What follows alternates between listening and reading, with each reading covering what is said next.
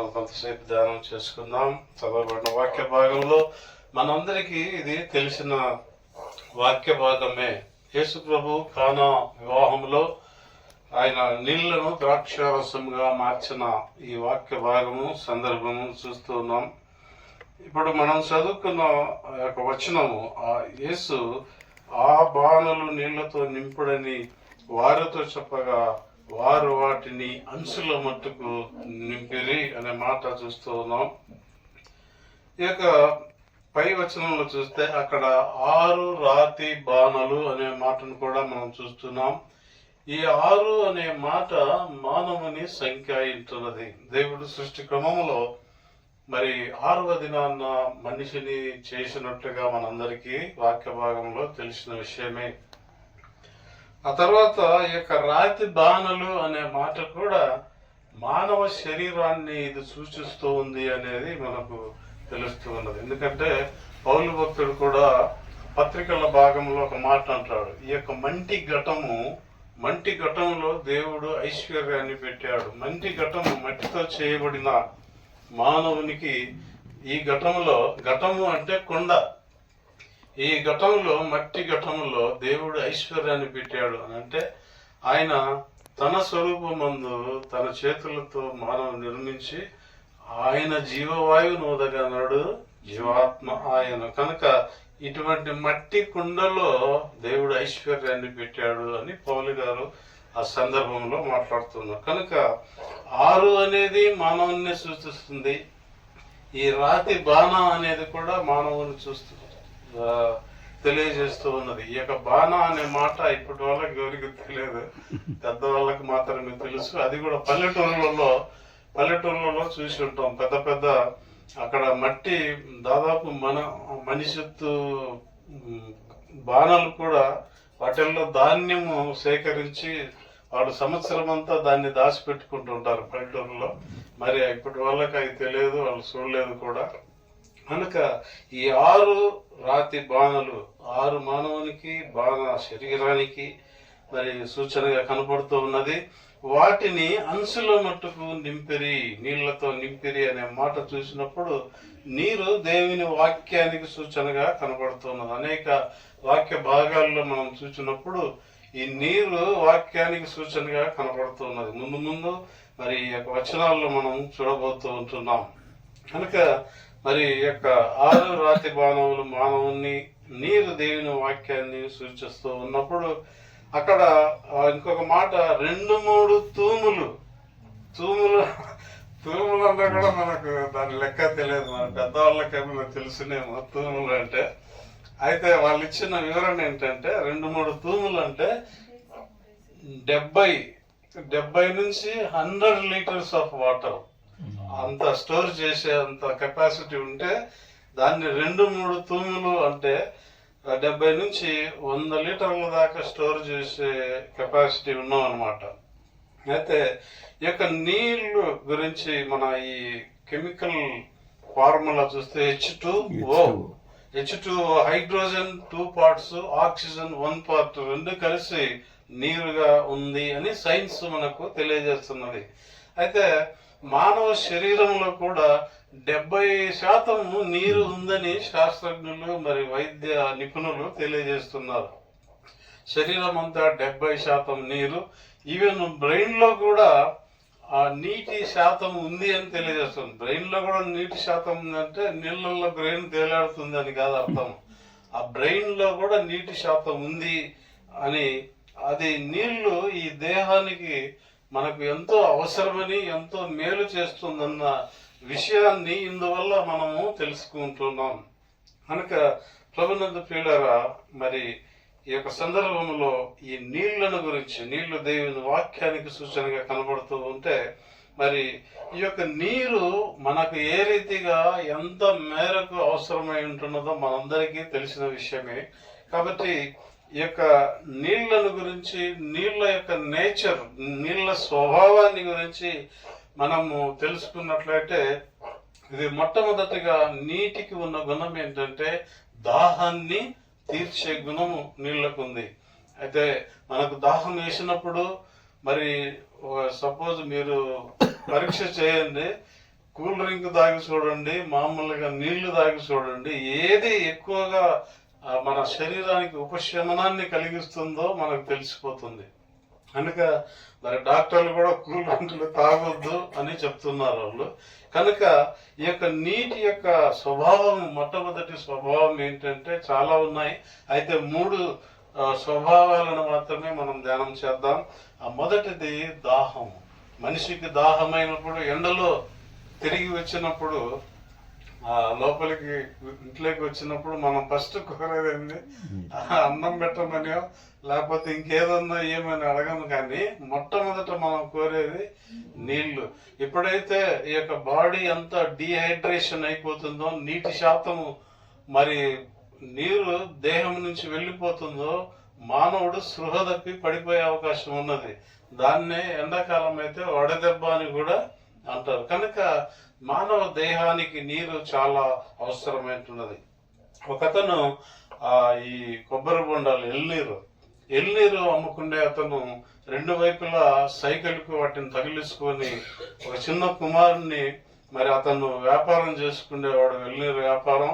ఆ రోజు కుమారుడు కూడా, నేను కూడా నాన్న నీతో వస్తాను అని అన్నప్పుడు ఆ బాలుని, కొడుకుని కూడా వెంబడి తీసుకొని పోతాడు.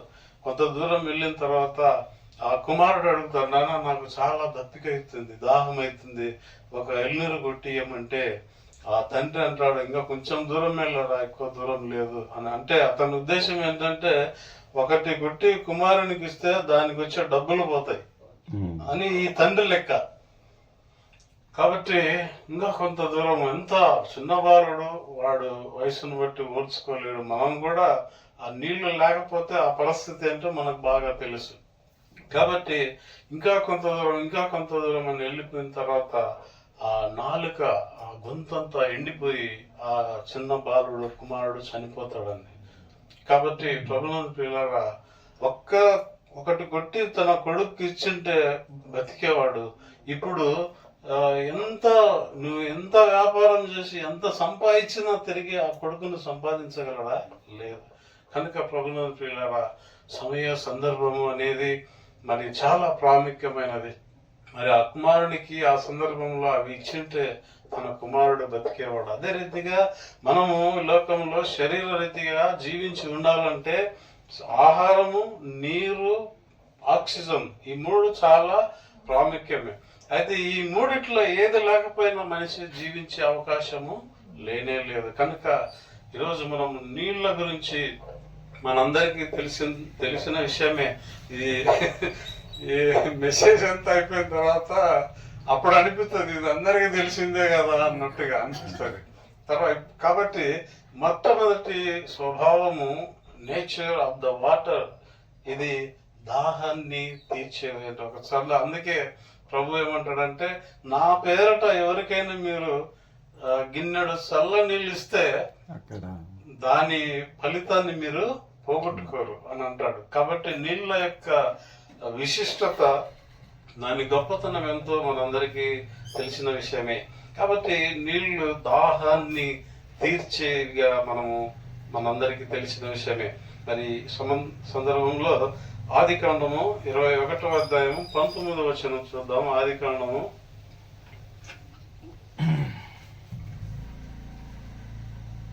21వ అధ్యాయము 19వ వచనము. మరియు దేవుడు ఆమె కన్నులు తెరిచినందున ఆమె నీళ్ళ ఊట చూచి వెళ్ళి ఆ తిత్తిని నీళ్ళతో నింపి చిన్నవానికి త్రాగనిచ్చాను. దేవుడు ఆ చిన్నవానికి తోడై ఉండెను. ఈ యొక్క సందర్భం ప్రియులారా మనం గమనిస్తున్నాం. ఈ యొక్క అబ్రహాము రెండవ భార్య, అంటే భార్య లాంటిది ఈ ఆగరు,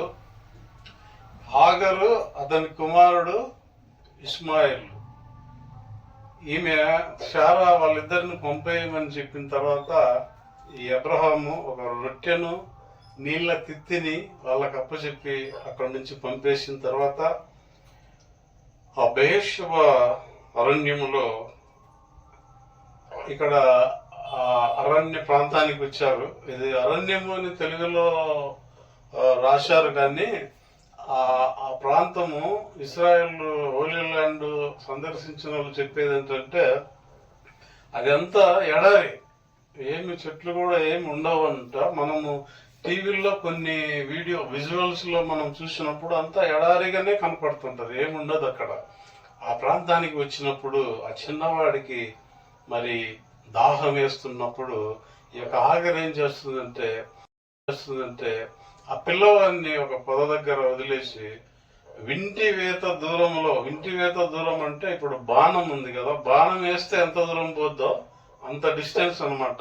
ఆ పిల్లవాడిని వదిలేసి వీని సావును నేను చూడలేను అని ఆమె దూరంగా వెళ్ళి అక్కడ కూర్చొని ఏడుస్తున్న సందర్భంలో అక్కడ ఒక మాట రాయబడింది ఏంటంటే, దేవుడు ఆ చిన్నవాని మరణు వినెను అన్నప్పుడు వెంటనే మరి దేవుడు ఆమె కన్నులు తెరిచినందున నీళ్ల ఊట చూసి వెళ్ళి ఆ తిత్తిని నీళ్లతో నింపి ఆ చిన్నవానికి త్రాగనిచ్చును. సాధారణంగా ఎడారి అన్న తర్వాత నీళ్లు దొరికే అవకాశమే లేదు. అయితే దేవుడు అసాధ్యాన్ని సుసాధ్యము చేసే దేవుడు అయించున్నాడు. ఎప్పుడైతే మనము దేవునికి మొరపెడతామో అక్కడ ఏమీ లేని సందర్భం, ఏమి లేని ప్రాంతంలో కూడా మన అవసరాన్ని తీర్చే విధంగా దేవుడు అక్కడ సృష్టి కలుగజేసేవాడు. అసలు సృష్టి అనే మాటకు అర్థం ఏంటంటే ఏమీ లేని ప్రదేశంలో ఇదివరకు ఎన్నడూ లేని దాన్ని చేయటమే సృష్టి. ఆల్రెడీ ఉన్నదాన్ని చేస్తే దాన్ని సృష్టి అనరు. కనుక మరి సృష్టికర్త అయిన దేవుడు, ఆయనకు ఒకనొక సందర్భంలో దేవుడు మాట్లాడుతుంటే శారా నవ్వుతుంది. అప్పుడు అంటాడు కదా, శారా నవ్వనేలా, యెహోవాకు అసాధ్యమైనది ఏదైనా ఉన్నదా? కనుక ప్రభునందు ప్రియులారా, ఎప్పుడైతే తన నమ్మిన బిడ్డలు ఆయనకు మొరపెడతారో అక్కడ ఏమీ లేని స్థితిలో కూడా ఆయన మనకు కావలసిన దాన్ని సృష్టించే దేవుడై ఉంటున్నాడు. ఆమె నీళ్ల ఊటను చూచి ఆమె కన్నులు తెరిచి, కనుక మనము కన్నులు తెరిచి చూడటం అంటే దేవుని సముఖంలో, దేవుని సన్నిధిలో ఆయనకు ఎప్పుడైతే మొర పెడతామో అది మన కన్నులకు ఆయన చేసిన ఏర్పాటు మనకు స్పష్టంగా కనపడుతుంది. అందుకే ఆ ఊటను చూచి మరి ఇర్మియా గ్రంథం 2వ అధ్యాయంలో దేవుడు ఒక మాట, నా జనులు 2 నేరములు చేసి ఉన్నారు, జీవజలము ఊటనైన నన్ను విడిచి నీళ్లు నిలవని బద్దలైపోయే తొట్లను వాళ్ళు తొలిపించుకున్నారు. జీవజలం ఊటనైన నన్ను విడిచిపెట్టారంటే ఇశ్రాయేలు జనాంగము అన్య దేవతలను, అన్య ప్రదేశాలలో బలులను వాళ్ళు ఇస్తూ ఉన్నప్పుడు దాన్ని ఉద్దేశించి ఆయన మాటలు మాట్లాడుతుంది. నీళ్లు నిలవని బద్దలైపోయే తొట్లు అవి, అయితే జీవజల ఊటనైన నన్ను వాళ్ళు మరిచారంటారు. కనుక ప్రభునందు ప్రియులారా, ఎడారిలో ఏమీ లేని ఆ ప్రదేశంలో ఒక ఊటను దేవుడు సృష్టించాడు. ఎందుకంటే అక్కడ రాయబడిన మాట, ఆ చిన్నవాడి మొరను ఆయన విన్నాడు. కనుక ప్రభునందు ప్రియులారా, మనం కూడా మనకి అనేక సందర్భాల్లో మనకు కొన్ని విషయాలలో మనకు ఏమి చేయడానికి ఆలోచన రాదు, ఏమి చేయలేని స్థితిలో ఒక్కొక్కసారి మనం ఉంటాము. అటువంటి స్థితిలో ఎప్పుడైతే ప్రార్థన ద్వారా దేవునికి మొరపెడితే ఆయన ఒక మార్గాన్ని తెలుస్తాడు, ఒక మార్గాన్ని, ఒక ఆలోచనను మనకు కలగజేసే దేవుడు ఇస్తున్నాడు. కనుక నీళ్లు మరి దాహాన్ని తీర్చే విధంగా ఉన్నది. నీళ్లు లేని స్థలంలో ఆయనను నీళ్ళ ఊటను సృష్టించే దేవుడు అంటున్నాడు. ఈనాడు మనము అనేకమైన నదులను, పెద్ద పెద్ద జీవ నదులను చూస్తున్నప్పుడు కూడా దాని ఉగమ స్థానం అంటే అది పుట్టే స్థలంలో అది కేవలము భూమిలో నుంచి వచ్చే ఒక ఊట మాత్రమే. ఆ ఊట అది ఎప్పుడు ఆగిపోదు, నీళ్లు వస్తూనే ఉంటాయి. ప్రవహించే ప్రదేశాన్ని బట్టి రాను రాను పెద్ద నదిగా మారుతున్నది. ఆయన ఎడారిలో ఏమి లేని స్థలములో జీవజలాన్ని సృష్టించే దేవుడై ఉంటున్నాడు. కనుక నీళ్లు దాహాన్ని తీర్చేదిగా ఉంటున్నది. కనుక నీళ్లు దేవుని వాక్యానికి సూచనగా ఉంటున్నది. ఏ రీతిగా మన శరీరానికి నీరు అవసరమో, మన ఆధ్యాత్మిక జీవితంలో, స్పిరిచువల్ లైఫ్ లో దేవుని వాక్యము మనకు అంత అవసరము. మొట్టమొదటిగా మరి నేను రక్షించబడ్డాను, దేవుని నందు విశ్వాసం ఉంచినాను, దేవుణ్ణి నమ్ముకున్నాను అని చెప్పే మాటలు గొప్ప కాదు. ఆ చెప్పిన ఆ మాటలను బట్టి విశ్వాసములో జీవితంలో కొనసాగటమే చాలా ప్రాముఖ్యమైన విషయం. కనుక ప్రభునందు ప్రియులారా, మరి ఏమీ లేని ప్రదేశంలో నీళ్లను ఊటను సృష్టించిన దేవుడు దాహము తీర్చే దేవుడు అంటున్నాడు. కనుక మన యొక్క విశ్వాస జీవితంలో, స్పిరిచువల్ లైఫ్ లో కూడా నీళ్లను పోలిన దేవుని వాక్యము మనకు అవసరమైంటున్నది. ఒకవేళ ముందుగా మనం ప్రభువును నమ్మవచ్చు, విశ్వాసం ఉంచవచ్చు, బిగినింగ్ డేస్ లో అలా ఉండి ఆ తర్వాత మనం ఎప్పుడైతే ఏ రీతిగా అనుదినము మన శరీర పోషణ కోసం నీళ్లు తాగుతామో, మన విశ్వాస జీవితంలో కూడా ప్రతి దినము దేవుని వాక్యాన్ని ధ్యానించటం, దేవుని వాక్యాన్ని చదవటం మనం అలవాటు చేసుకోవాలి. ఒకవేళ వాక్యాన్ని ధ్యానించకపోతే ఉన్న వాక్యాన్ని కూడా మనము మరిచిపోయి ఆ విశ్వాసం నుంచి, ఆ మార్గం నుంచి తొలగిపోయే అవకాశం కూడా ఉన్నది. చాలా మంది ఇంతకు ముందు మంచి సేవకులు అనే వాళ్ళు ఉన్నారు, వాళ్ళు ఇప్పుడు తొలగిపోయి వాళ్ళను కూడా మనం తెలుసున్న వాళ్ళు. కనుక కారణం ఏంటో తెలిసిన, అనుదినము దేవుని వాక్యము చేత పోషింపబడకపోతే తప్పకుండా విశ్వాసం నుంచి తొలగిపోయే అవకాశము ఉంది ప్రియులరా. కనుక మరి ఆయన నీటి ఊటను సృష్టించి ఆ పిల్లవాడిని బ్రతికించిన దేవుడు అంటున్నాడు. ఆయన మాటలు, ఆయన వాక్యాన్ని విన్నవారు మరి ఒక చోట ఏమంటాడంటే, వారు మరణం నుంచి జీవములోనికి దాటి ఉన్నారు. ఆ పిల్లవాడు మరణం నుంచి జీవానికి దాటి ఉన్నాడు, ఆ ఊటను దేవుడు సృష్టించిన ఆ యొక్క ఊటను బట్టి. కనుక అదే రీతిగా యోహాను సువార్త 4వ అధ్యాయము 13-14 వచనాలు కూడా చూడండి. యోహాను సువార్త 4వ అధ్యాయము ఈ భాగం కూడా మనందరికి బాగా తెలిసిన. అందుకు యేసు, ఈ నీళ్ళు త్రాగు ప్రతి వాడును మరలా తప్పికొనును, నేనిచ్చు నీళ్ళు త్రాగు వాడు ఎప్పుడును తప్పికొనడు. నేను వానికిచ్చు నీళ్లు నిత్య జీవనకై వానిలో ఊరిన నీటి బుగ్గగా ఉండునని ఆమెతో చెప్పాను. ఇక్కడ ఈ వాక్య భాగంలో మనందరికి తెలిసిన రీతిగా ప్రభు సమరయ స్త్రీతో మాట్లాడుతూ ఉన్నాడు. సమరయ స్త్రీ అని మాత్రమే ఇక్కడ రాయబడింది, కానీ చరిత్ర చదివిన వాళ్ళు, చరిత్ర తెలుసుకున్న దైవ సేవకులు ఏమంటారంటే, ఆమె పేరు పొటీనా అంట. పొటీనా, ఆమె పేరు పొటీనా అని వాళ్ళు తెలియజేస్తున్నారు, సమరయ స్త్రీ పేరు. కనుక ఇక్కడ ఈయన ప్రభు ఆమెతో ఏమంటున్నాడంటే, మరి నేనిచ్చు, అందుకు యేసు ఈ నీళ్లు అంటే ఆ బావి నీళ్లు, ఈ నీళ్లు తాగు ప్రతివాడు మరలా తప్పికొనను, నేనిచ్చు నీళ్లు త్రాగువాడెప్పుడు తప్పికొనడు అనే మాటను మనం చూస్తున్నప్పుడు, ఇది ఆధ్యాత్మిక జీవితంలో, విశ్వాస జీవితంలో మనం ఎప్పుడైతే ప్రభువును విశ్వాసం నుంచి సొంత రక్షకుడిని అంగీకరించి బాప్తిసం ద్వారా రక్షణ అనుభవంలోనికి వస్తామో, నికోదేముతో అంటాడు, ఒకడు నీటి మూలముగా ఆత్మ మూలముగా కొత్తగా జన్మించాలి. కొత్త జన్మ యొక్క అనుభవం నీటి మూలముగా అంటే దేవుని వాక్యానుసారముగా, మరి ఆత్మ మూలముగా అంటే పరిశుద్ధాత్మ దేవుని నడిపింపు, పరిశుద్ధాత్మ దేవుని నింపుదల అని అర్థం. యేసు ప్రభు కూడా అన్నాడు, నేను వెళ్ళి మీకు ఆదరణకర్తను పంపిస్తాను. ఆయన వచ్చి నేను ఏ విషయాలను మీకు బోధించానో వాటిని తెలియజేస్తాడు, మిమ్మల్ని సర్వసత్యములోనికి నడిపిస్తాడు. కనుక నీటి మూలముగా అంటే వాక్యము, ఆత్మ మూలంగా అంటే పరిశుద్ధాత్మ దేవుని నడిపింపు ద్వారా రక్షణ అనుభవం కలిగి ఉన్న వారు, మరి ఇక్కడ ఏమంటున్నాడంటే, నేనిచ్చు నీళ్లు తాగువాడెప్పుడు తప్పికొనడు. ఒకసారి రక్షణ అనుభవాన్ని పొందిన తర్వాత మరలా ఆ యొక్క వాక్యం అనే దాహం, ఆ వాక్యం కోసము మరి దప్పికొనాల్సిన అవసరము వాళ్ళకు లేదు. కనుక అందుకే నీటి మూలంగా ఆత్మ మూలంగా కొత్తగా జన్మించాలని ప్రభు నికోదేముతో మాట్లాడుతున్నాడు.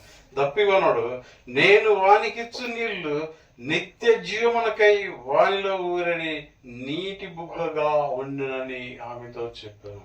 నేను ఇచ్చే నీళ్లు నిత్యము ఎవరైతే యేసు ప్రభునందు విశ్వాసం నుంచి వాక్యాన్ని అంగీకరించి రక్షణ అనుభవాన్ని కలిగి ఉంటారో వాళ్ళలో అది నిత్య జీవనకై ఊరేది నీటి బుగ్గగా, ఏ రీతిగా బయర్షబ అరణ్యంలో ఎడారిలో దేవుడు నీటి బుగ్గను సృష్టించాడో, దేవుని వాక్యాన్ని విని దేవుని యందు విశ్వాసం ఉంచిన బిడ్డల వారి యొక్క జీవితాల్లో ఎప్పుడు కూడా ఆ యొక్క ఊరేడి నీటి బుగ్గగా ఉంటుంది నేను ఇచ్చే నీళ్లు అని. అది మరేమో కాదు కానీ దేవుని యొక్క వాక్యమే ప్రభువు ప్రియులారా. కనుక మొదటిది మనం చూస్తూ ఉన్నాం, మరి నీళ్లకున్న ఆ స్వభావాన్ని, నేచర్ ఆఫ్ ది వాటర్. ఇది చూసినప్పుడు మనము నీళ్లు దాహము తీర్చేదిగా, ఆ నీరు మరి ఆధ్యాత్మిక దృక్పథంలో అర్థంలో చూసినప్పుడు మరేదో కాదు కానీ దేవుని యొక్క వాక్యమే. మన శరీరానికి నీరు అవసరమైనట్టుగానే ఆత్మీయ జీవితానికి, ఆధ్యాత్మిక జీవితానికి, విశ్వాస జీవితానికి అనుదినము దేవుని వాక్యము చేత పోషింపబడాలి. వాక్యము లేకపోతే ఆ మార్గము తప్పిపోయే అవకాశం ఉన్నది, ఆ మార్గం నుంచి తొలగిపోయే అవకాశం కూడా ఉన్నది. మనకు అదే రీతిగా మరి రెండవ స్వభావము, నీళ్లకున్న రెండవ స్వభావం ఏంటంటే మనం గమనించినప్పుడు ఆ స్వభావం ఏంటంటే నీళ్లు శుద్ధీకరణ చేసేది. మనం చదువుకున్న మొట్టమొదట వాక్య భాగంలో అక్కడ ఏముందంటే, యూదుల శుద్ధీకరణాచార ప్రకారము 6 రాతి బాణలు అక్కడ ఉండెను.